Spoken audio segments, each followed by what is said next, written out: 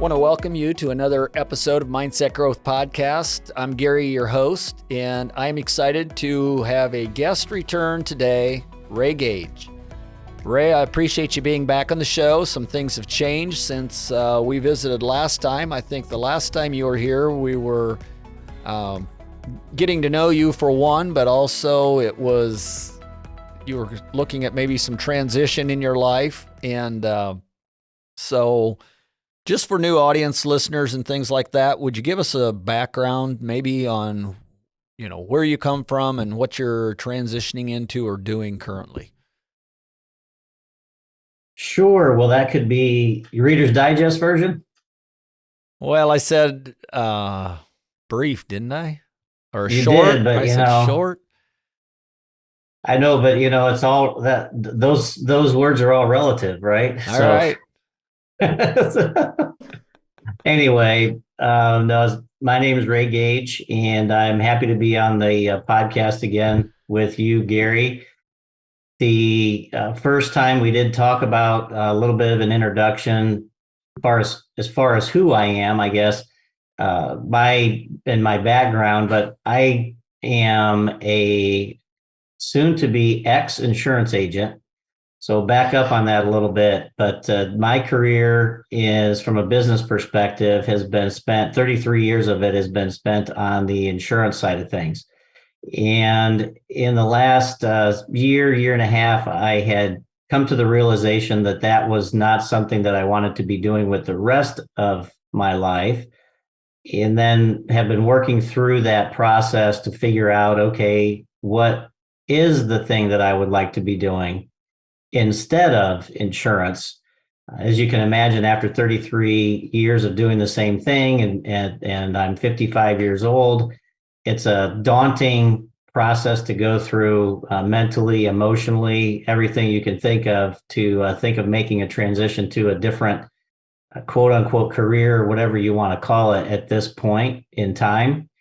So that's basically where I'm at. I did make that decision though, and I'm sure we're going to talk a little bit more about that as the podcast goes along. I did pull the trigger on retiring from insurance. So I have that caveat in there for people to understand that I didn't retire. When I tell people I retired, the first thing they say is, well, you must have too much money. And then I have to remind them, I didn't say that I retired. I said I retired from insurance. So there is a difference. But there is a difference. And I always said I didn't know that I ever really wanted to completely retire. And I still feel that way. As long as I'm having fun doing what I'm doing, then I want to keep doing it for as long as I can. But so there's probably not the long and short answer to that question. If there's anything else that you want me to go into as far as my background or whatever, just let me know. No, that's what I was looking for. But what are you going to be doing now? I mean, I can share that, but I'd like to hear it from you. Yeah. What I'm going to be doing now is I'm pouring my energy, my heart and soul, whatever you want to call it, for the rest of the time that I have here, meaning on this earth, God willing, into the coaching side of things, because that has become something that is a passion for me now at this point in my life. I guess the question comes to my mind is, you had worked for 33 years in the customer service industry, and both coming from insurance backgrounds. I know you worked a lot with contractors and small business people. So going from the insurance side into the coaching and consulting world, what was the connection or the correlation there? I mean, is it that you love to serve people, or you like to see the differences? Because some of these things you're doing are really not that different than what you did before.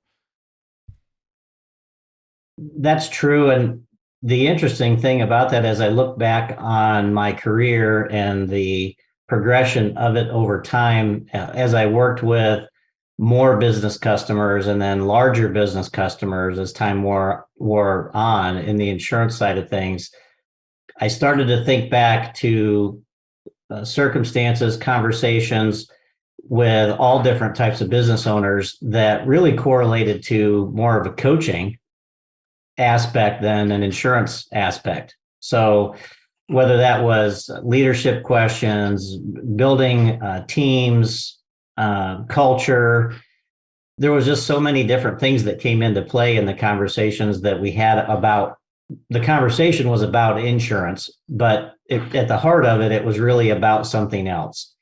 So when I started to coach more, that realization hit me that I really had been coaching all along and just didn't realize or had put that label on it from a coaching perspective. So I started to see I see a lot of the correlation between the two. I enjoy the coaching without the insurance aspect more than I enjoy it with the insurance aspect. Gives you a little bit more of a neutral position and probably a little bit better way maybe to advise from less responsibility, maybe, where there can be, because it's just more singularly focused. Things have changed a little bit since the last time we had you on with your role with GBC. And can you talk about that shift a little bit? I guess when I look at what you had done, what we just visited about, seems like maybe you've, knowing you as I do, I know you've taken some time to really maybe research or analyze where you're at in life, make sure you're on the right path moving forward, so that you can bring, most fulfillment and potential to help serve others, help others find their potential. So how does that role look differently now, and how's the clarity for all of that? Well, that's a great question. The clarity part of it is kind of an ongoing process, I guess I would say, but it's probably that way for most people when we're going through a major transition. Is you can see kind of like the when you're walking through a building that's dark, but the lights come on as you enter each room. It's that process forward where you just have to keep moving in the direction that you feel like you're being led next, and even if you can't see all the way to the end. And as you move through that, then the lights come on, so to speak, where you can see the next step a lot more clearly. So I would say that for me, once the decision was made to focus on the coaching, then things started to come together with GBC, and you can talk more about specifically if you want to. But from my perspective, it's given me a chance to focus the expertise. I have taken a couple of courses, so I'm certified business coach now. I've also taken a executive coaching course, and those things have kind of helped me learn to define, for lack of a better term, my style of coaching, and that evolves as well over time. But I'm becoming a lot more comfortable in the coaching skin, if you want to call it that, and it's really been a great transition and experience, and I'm looking forward to how that all evolves with GBC moving forward as we're building things out, as we're growing together within GBC, and adding more, whether that's adding more services, whether that's figuring out how we can bring greater value to our current clientele, and then also expand the value that we can bring to new clients as well. The one thing, I guess, obviously you're going to be working as in more or less a full-time role, but also working a lot with building out curriculum and things like that, because what we've learned is there's probably certain materials and things that sometimes work better for us because we have our own culture, maybe that might be a little bit different than some other consulting or coaching companies. You're very involved in that.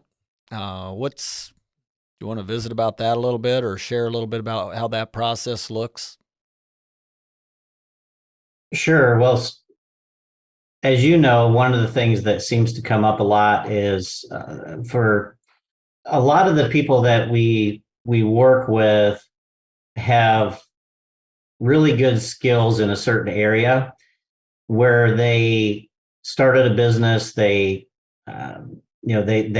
understand the trade that they're working in. Since we're talking, mostly about contractors, obviously at this point in time, which is the majority of who we work with currently, and they they don't have the business expertise, right? So they Right. don't have, they don't have the basics. I mean, they're really really good at what they do, but they need help with the business side of the business, which, for lack of a better terminology, and in teaching that is there's material that they need that will kind of help guide uh, them through that process, or have their coach help guide them through that process on kind of like the how to, for lack of a better term, and it does become that. So you have the basic side of things, and then as you move through that, at building on that, at moving forward for businesses at different points in their life cycle, maybe they have a need for leadership training, or they have a need for training on culture and teams, or bringing their marketing plan together, systems and processes, all those different things. And it seems to be helpful if we can give them exercises to do, if we have worksheets for them to work through, things that just kind of help cement what we're talking about, for that learning curve.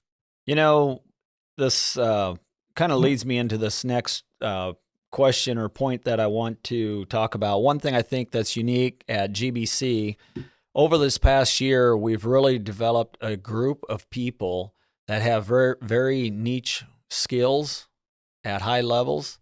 And I feel like that's one way that we can be very effective helping, other business owners reach their potential, because they can either pick up, just like what you had mentioned, a certain, maybe skill set that we can help them develop, or we can come in and do a lot of that as, with a whole group in the,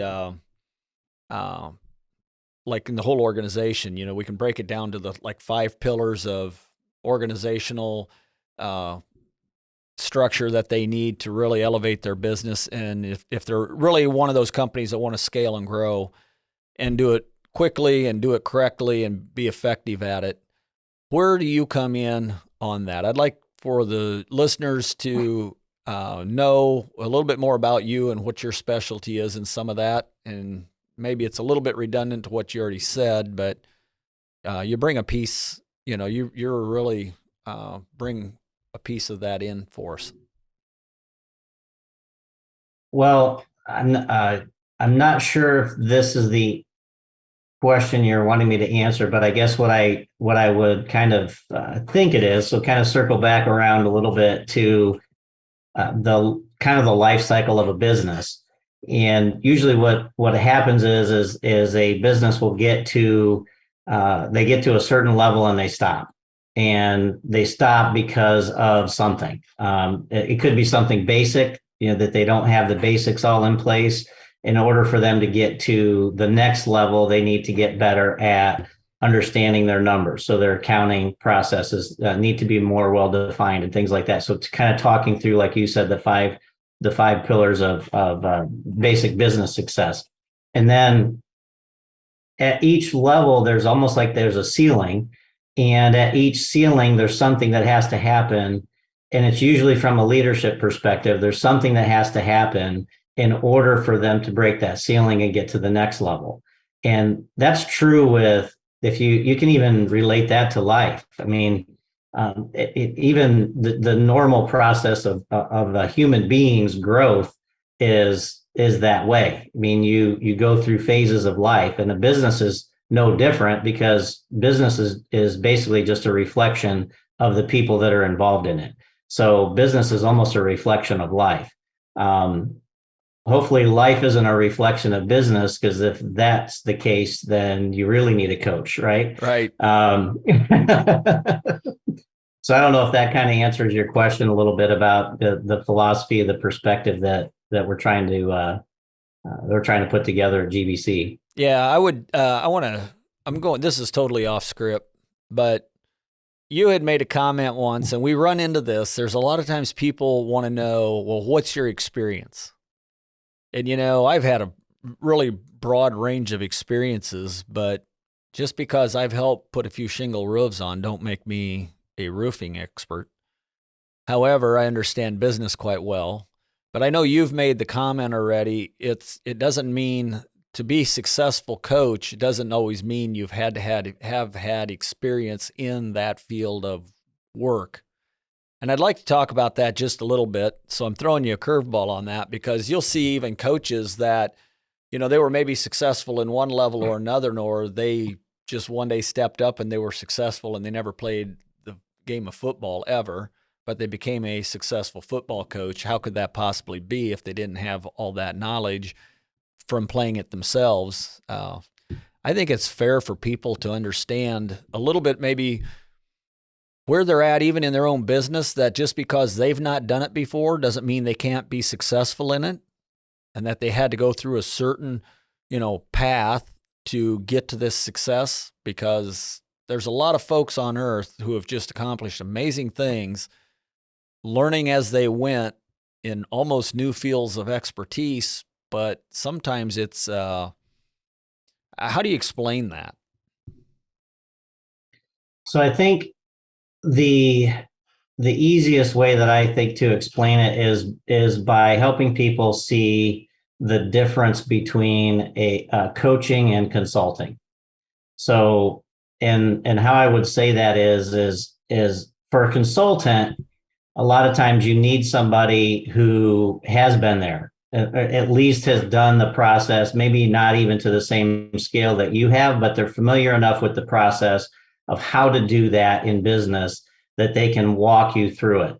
The coaching side of it is a little bit different, because a coach, if you think about it from the perspective that you mentioned, Gary, even when you're talking about somebody who, maybe they played football, but they weren't a Hall of Famer, they weren't an all pro or whatever, but then they become a coach and they become a Hall of Fame coach. I mean, you have, one of the greatest coaches of all time, Vince Lombardi from the Packers. I mean, that guy was 5'11" if you put him on a medieval rack and stretched him out 3 inches, right? So, he couldn't, but they said about Vince Lombardi, he would beat you with his team, and then he would turn around and beat his team with yours, because he was that good of a coach. So for a coach is really someone who can get the best out of you. So when you put the two of them together, what you're going to have is you're going to have these buckets that all kind of feed into each other. So whether it's leadership, business basics, culture and teams, marketing, but at the center of it all, you have the individual growth piece of it, which is more of the coaching piece of it. And it all ties together, because you've heard me say this before. I don't know if I said it on the podcast or not. Every single one of the people that I coach, the businesses that I coach, has heard me say it. But your business can never grow beyond you. Absolutely. So that coaching piece, that's where the coaching piece comes in. So, I mean, you tell me whether or not I did a decent job of explaining or answering that question, I guess. No, that's exactly what I was looking for. It comes back to leadership and how we learn to motivate. And what's interesting to me, and the one reason I wanted you to go through that whole process, when people ask I get asked this question, what's really the mission statement behind GBC? And I know we work on really defining and developing that, but we do that with every company. But at the end of the day, our mission is to help people reach their max potential and discover their talents and gifts that they don't even know they have. So with that being the case, that's really where we come in alongside. And that's, I think, one thing I see that brings you a lot of fulfillment, because I get to hear the stories and, where you just ask questions and you've got these people who all of a sudden they just make this statement like, gosh, I didn't even, like they didn't know that about themselves. So to me, that's intriguing how you can pull that out of a person, and how it can be so life-changing just because it's just the fact of helping people discover their potential that they don't really realize at times. One thing you've talked about already a little bit, and we're going to transition just here on this a little bit, because with this last statement you just made, we see people who will oftentimes buy programs, products, all kinds of things, but then they still hit that lid and their organization doesn't grow. And you and I have both heard it. Well, we had to do something to get to the next level. So they spend a lot of money because they believe spending that money is going to get them to the next level. But I hear you talk about leadership all the time, and it's something you're passionate about. I guess I would like to have you talk a little bit about the importance of leadership. Sure. I've seen a lot of ineffective leadership in my day. And that's probably the reason why people get passionate about something, is because they were involved in it from the other side, from the side of it not working. Right. So that's probably the reason why I'm so passionate about it. But the other reason is because when it's done right, it can really drive results for business. And it can help drive results not just for the business, but if the leader of the business gets really, really good at leadership and becomes a powerful leader, right? That translates into every aspect of their life. Absolutely. It allows them to be a better person, a better leader of their company. It allows them to be a better leader within their family, within their community, within their church, whatever positions that they have. It allows them, and the thing that I think is great about leadership, Gary, and you know this, is leadership is not something that people are quote unquote born with or born without. Right. Leadership is something that, you might be born with certain personality traits that make it easier for you to learn how to be a good leader, but anyone can learn how to be a good leader. And because of that, I think it's important to talk about it, because that's something I think that really hits a nerve for people when it dawns on them that they can learn how to be a better leader, that it's not something that they needed to be born with or given to them. So from that leadership perspective, that is probably the number one thing that comes up when I ask business owners, if you could get better at one thing, what would it be? And leadership is almost always the answer to that question. Back to what you said before, that's really interesting to me is the number of those people who have been and continue to go to leadership conferences and read leadership books. And then they come back from those conferences, or they finish reading those books, and they don't implement any of the principles that they learned. So what I stress with the people that I work with on the leadership side of things is we're going to take our time going through this, because you need to implement. And I'm not saying you have to implement everything every week, but you have to implement something. And without exception, those business owners that start implementing pieces of the puzzle instead of just taking notes are seeing results and starting to get really excited about the possibilities of becoming a better leader within their company. So that's really exciting for me. So that's part of the motivation too, is really seeing the client transform, having them see transformation within themselves that translates over into the rest of their life. Well, and that's why I brought that up, because I know you're so passionate about that, because so many people will spend that money and then basically put it on the shelf. And if we don't implement and move forward and make the changes that we need to, it's just a waste of time and money. And I guess the thing that I have observed over the years of leadership, we talk about hitting the ceilings. But, if you're poor at leading or you're up against a ceiling, you will oftentimes look worse than you are. Like your employees, your staff, they're going to magnify off of where your weaknesses are. Once you're doing a good job and you've really got an organization going in a great direction, they will also make you look better than what you are. And so it's a multiplication factor when you're working with human talent and how you take the time to create those leadership just steps and things to even develop your employees. It's that's one thing I think that's that's a passion for all of us, is to help develop these people, because there's times we've all screwed up and we feel like we're at the lowest point. But the fact of the matter is, we maybe screwed up on one thing. It doesn't mean we're an awful person or we're terrible. But it sometimes when that happens, we do look worse than what we actually are. But there's also times on the positive side of it, I challenge folks then that they will look better than what they are as well. So I don't know if you want to respond to that or Absolutely. not, but I just think it's an interesting observation that I've made over years, that it's most people are not very far off from probably having that leadership success. It's just a matter of small things and consistent routines and changes. But Yeah, with absolutely. that, what's your favorite part of coaching? Oh my.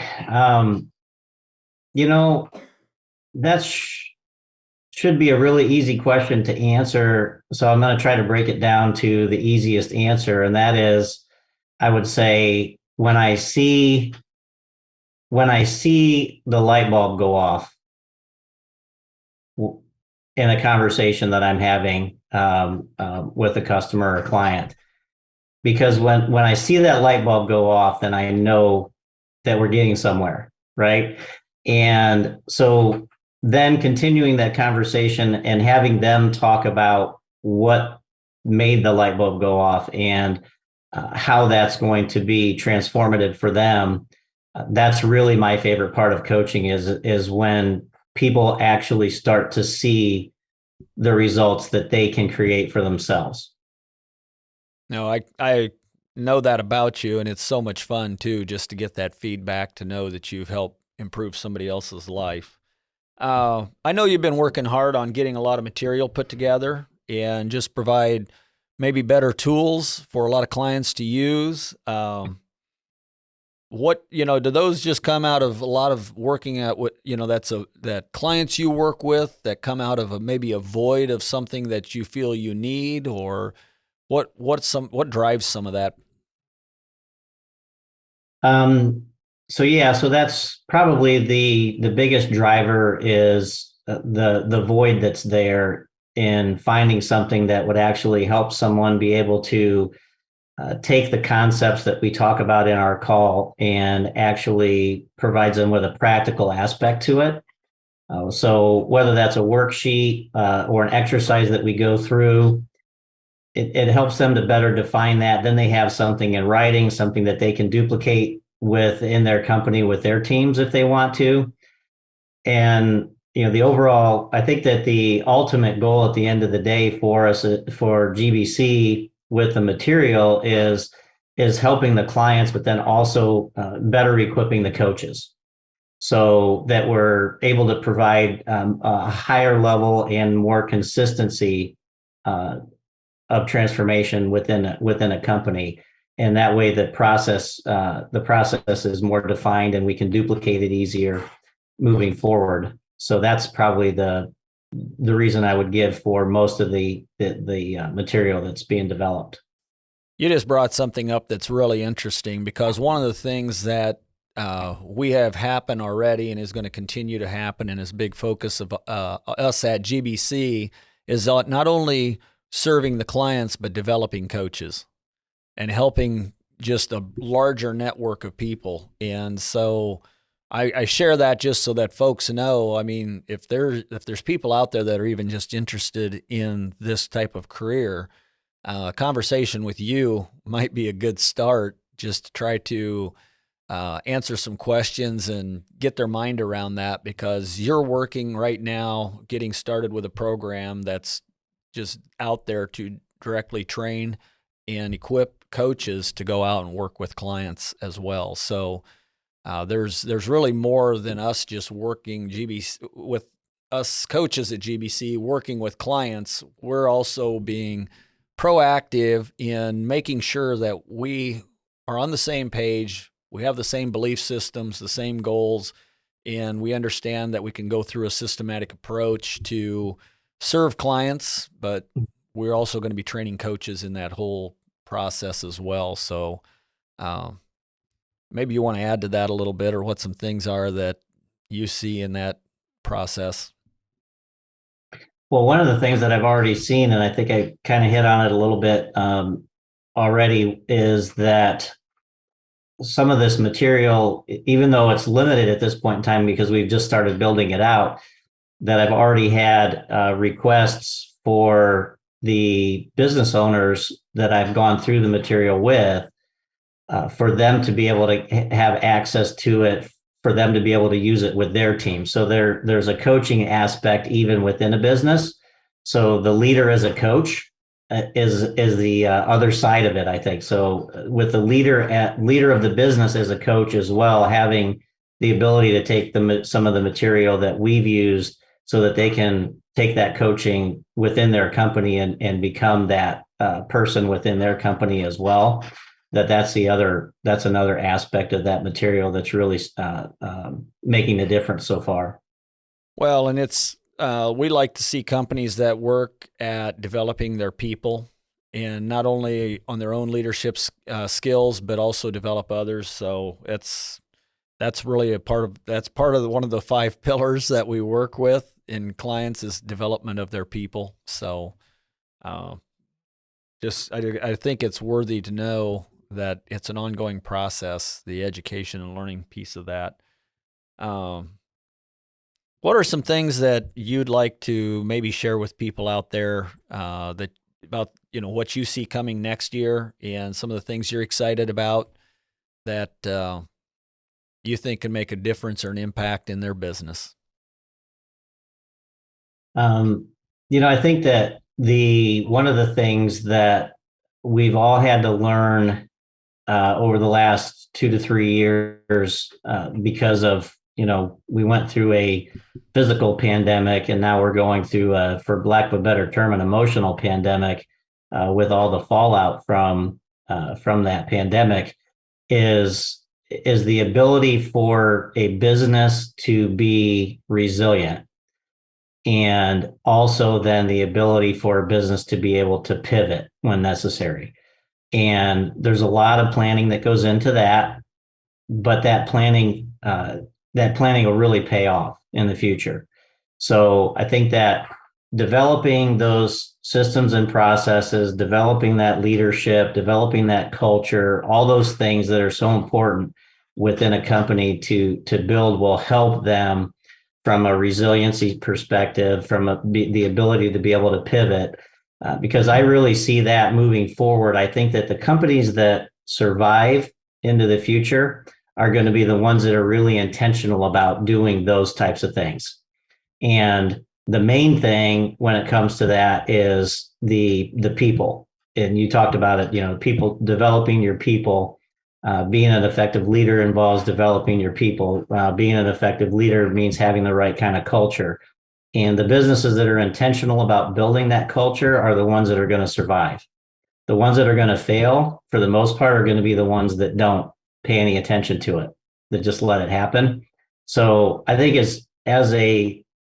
in our society moving forward, we've already been told that to expect another pandemic. Well, okay. We were told that before too, and it took 10 years. This time, I think it's probably going to take less. We have no idea what it's going to look like, but that doesn't mean that we can't do what we can to be prepared for it, from, like I said, from a resiliency perspective, and then also from the ability to pivot when necessary. So I think when we think about the future, that's what excites me about what we're doing at GBC, is I really feel like that's what we're doing, is we're trying to equip equip the leaders with the right mindset to be able to weather those storms, and then also equipping their companies with the tools that they need in order to be able to do that. So for me, I think that that's what's exciting to me about what's coming, more of what's coming in the future from GBC, not just next year, but it beyond. Because we all, as you talk about, you've got that big old sign that says mindset growth on the front of your desk, and you've got that arrow. That arrow keeps Right. There are little dips in that arrow, and that's because there's ebb and flow in life, but the trajectory is always up. And the interesting thing to me also with going forward, we often hear the phrase that either you're growing or you're dying. But one of the things that I think at GBC that's going to be interesting that we see is how we're starting to develop and work with companies where we're bringing in a team of coaches. And to me, that's just a tremendous amount of fun when they decide they're just going to double down and do whatever it takes to break a lot of barriers, and they're not going to just take it a step at a time. They're just going to blast it out there and, bring in our, work on the financial side, the human resources, the people development, the sales, the people within the organization. And I think we're going to see a lot more of that. I think as companies build strength within their organizations, that's where they're going to survive.